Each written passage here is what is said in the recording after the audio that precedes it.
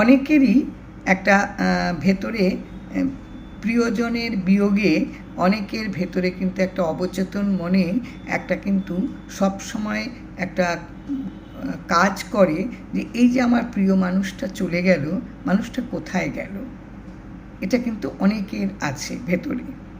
ঠাকুর বলেন যে যখন আমরা বেঁচে থাকি তখন ঠাকুর আমাদের নামের আশ্রয়ে প্রতিটি মুহূর্ত তিনি আমাদের সঙ্গে থাকেন।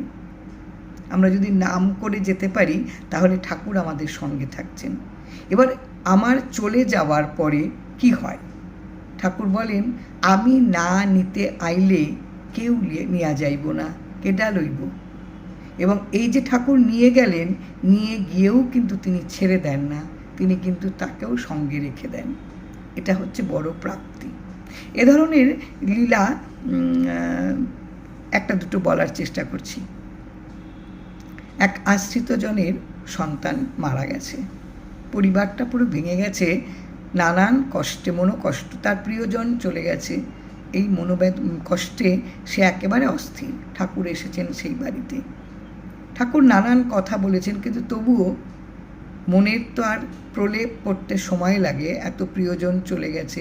তো যাই হোক, সেই বাচ্চাটির মা একেবারে অনিচ্ছা সত্ত্বেও সে বাড়ির কাজে খানিকটা হাত লাগিয়েছে।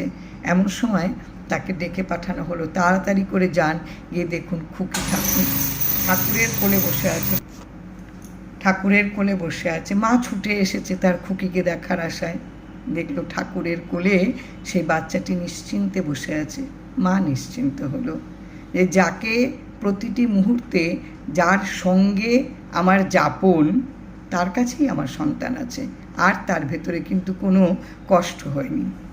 Doctor JM. দাশগুপ্তর স্ত্রী যখন মারা যায়, ডক্টর জে.এম. দাশগুপ্ত স্বাভাবিকভাবেই প্রচণ্ড দুঃখ পেয়েছেন। ঠাকুরের লীলা পার্ষদ ছিলেন এবং প্রচণ্ড ভক্ত ছিলেন, ঠাকুরের খুব কাছের জন ছিলেন।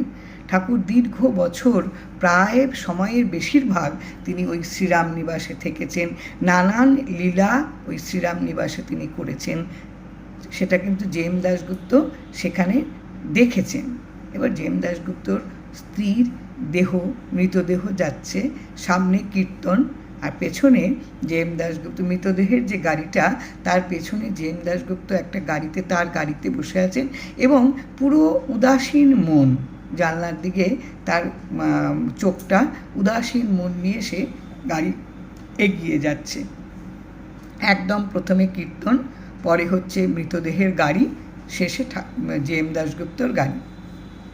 হঠাৎ জে.এম. দাশগুপ্ত দেখতে পেলেন কীর্তনের একদম সামনে ঠাকুর দুহাত তুলে ওই কীর্তনের তালে নাচতে নাচতে এগিয়ে যাচ্ছেন, পা দুটো শূন্যে।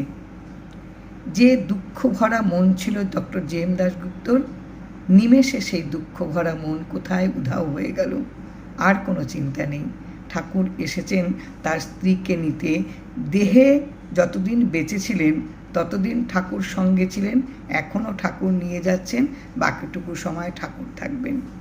আমার একটা লীলা প্রসঙ্গে, আমার নামটা এখন মনে পড়ছে না, সে আমাকে লিখেছিল যে খুব ঠাকুরের সে ভক্ত, রোজ গুরুগীতা পাঠ করে।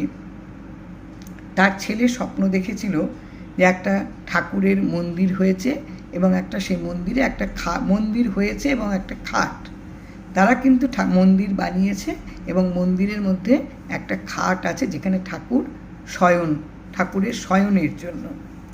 ছেলেটি বলছে তার মাকে, তার মা আমাকে লিখেছে যে একদিন স্বপ্ন দেখেছে ছেলেটি যে তার বাবা মারা যাওয়ার পরে ছেলেটি স্বপ্ন দেখছে যে তার বাবা ওই খাটের উপরে শুয়ে আছে। আমাকে লিখেছিল যে এটা কেন দেখলো, স্বপ্ন কেন দেখে বা স্বপ্ন দেখলে কি হয়, এটা অন্য রকম একটা আলোচনা, এখানে এই আলোচনার কোনো দরকার নেই। তবুও একটা কথা আমার যেটা মনে হয়, স্বপ্ন আসলে অবচেতন মনে কোনো একটা কিছু প্রশ্ন থাকলে, কোনো একটা জানবার ইচ্ছে থাকলে, যখন আমরা আমাদের যখন ঘুমোই, তখন আমাদের যে পরিস্থিতি থাকে, যে যেগুলি আমরা আগে ঘুমিয়ে ঘুম পাড়িয়ে রাখি জাগা অবস্থায়, সেটা বোধহয় তখন জেগে ওঠে। জেগে ওঠার ফলে নানান রকম আমরা জিনিস দেখি। অনেক স্বপ্ন আমরা মনে রাখতে পারি, অনেক স্বপ্ন মনে রাখতে পারি না। তো আমার ঠাকুরের লীলা প্রসঙ্গ শুনে তাতে আমার যেটা মনে হয়, হয়তো ছেলেটির মনের মধ্যে একটা প্রশ্ন ছিল, তার প্রিয় বাবা হট করে মারা গিয়ে কোথায় আছে। ঠাকুর লীলার মধ্য দিয়ে বুঝিয়ে দিলেন ওনার কাছেই আছে, ওই বিছানাটায় শুয়ে আছে মানে ঠাকুরের সঙ্গেই আছেন। আমার বিশ্বাস, এবং বিভিন্ন লীলার প্রসঙ্গ থেকে এই নির্যাসটুকু যদি আমি নিতে পারি, তাহলে এটাই একমাত্র কারণ বলে মনে হয় যে তিনি যেমন আমরা বেঁচে থাকতে তিনি যেমন নামের মধ্য দিয়ে আমাদের সঙ্গে থাকেন, আমাদের মারা যাবার পরও তিনি নিতে আসেন এবং আমরা তারপরেও তার সঙ্গে থাকি। এই প্রসঙ্গে বোধহয় আমি আরেকটা লীলাও বলেছিলাম যে এক ভদ্রলোকের স্ত্রী মারা যাওয়ার পরে তার ভীষণ কৌতূহল হয়েছিল যে তার স্ত্রী কোন পথ দিয়ে চলে গেলেন। প্ল্যান চেট করেছিল, প্ল্যান চেটে তার স্ত্রী এসেছিল, এসে তাকে লিখে মানে প্ল্যান চেটে যে লেখে, সেই লেখার মাধ্যমে বলেছিল, জানিয়েছিল যে সে জানলা দিয়ে যাবে ভেবেছিল, কিন্তু যেই মানে যাওয়ার মুহূর্তে দেখে দরজার সামনে ঠাকুর দুহাত বাড়িয়ে দাঁড়িয়ে রয়েছেন। ঠাকুরের হাতটা ধরে ঠাকুর প্রথমে অনেকটা উঁচুতে তাকে নিয়ে গেছেন। অসাধারণ সুন্দর সেই জায়গায় ঠাকুর রেখে খানিকক্ষণের জন্য তিনি কোথায় চলে গেলেন। এত অপূর্ব জায়গা, তার স্ত্রী লেখা হচ্ছে যে ওই জায়গাটায় আমাদের মতনই ওখানে রয়েছে, কিন্তু কেউ কারোর সঙ্গে কথা বলছে না। কিছুক্ষণ বাদে ঠাকুর আবার এসে তাকে আরও উঁচুতে নিয়ে গেছেন, নিয়ে গিয়ে যেখানে রেখেছেন সেটা আরও সুন্দর জায়গা, আরও মনোরম জায়গা। কাজেই এই যে আমরা যারা নাম পাই ঠাকুরের কথাতেই, এটা পূর্বজন্মের নাম পেটে থাকতেই বলা হয়, এবং জন্মের পরে যখন আমার মনে রাখার মতন ক্ষমতা হয় ঠাকুর সেটা স্মরণ করিয়ে দেয় আমার সময় মতন। এবং যতদিন পর্যন্ত আমরা বেঁচে থাকি ততদিন পর্যন্ত নামের মধ্য দিয়েই ঠাকুর আমাদের সঙ্গে থাকেন, মৃত্যুর পরও ঠাকুর আমাদের সঙ্গে আছেন। এই কথাগুলি বলতে গেলে না গায়ে একদম কাটা দিয়ে ওঠে। কাজেই তোমার নামটা আমার এখন মনে পড়ছে না, একদমই মনে পড়ছে না। নিশ্চিত থাকো যে ছেলেটি স্বপ্ন দেখেছে বাবা ওই ঠাকুরের খাটে শুয়ে আছে, নিশ্চিত ঠাকুর তার সঙ্গে আছেন, ঠাকুর তাকে নিয়ে আছেন, বাবা ঠাকুরের কাছে আছে, এটা নিয়ে কোনো চিন্তা করবার কিচ্ছু নেই। ঠাকুর তাকে আশ্রয় দিয়েছেন, ঠাকুরের কাছে আছে, শুধু এখানে স্থানটা তার ত্যাগ হয়েছে।